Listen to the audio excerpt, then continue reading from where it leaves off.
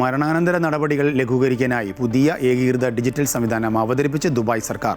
ജബിർ എന്ന പേരിലുള്ള പ്ലാറ്റ്ഫോം വഴി മരണശേഷമുള്ള നടപടിക്രമങ്ങൾ വേഗത്തിൽ പൂർത്തിയാക്കാനാകും.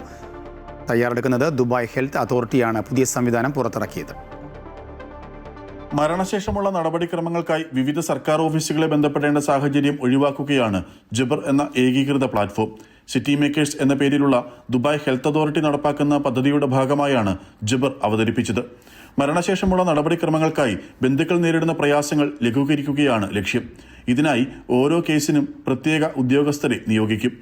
സംസ്കാര ചടങ്ങുകൾക്കും മൃതദേഹം നാട്ടിലേക്ക് കൊണ്ടുപോകുന്നതിനുമൊക്കെ ഈ ഉദ്യോഗസ്ഥൻ ബന്ധുക്കളെ സഹായിക്കും.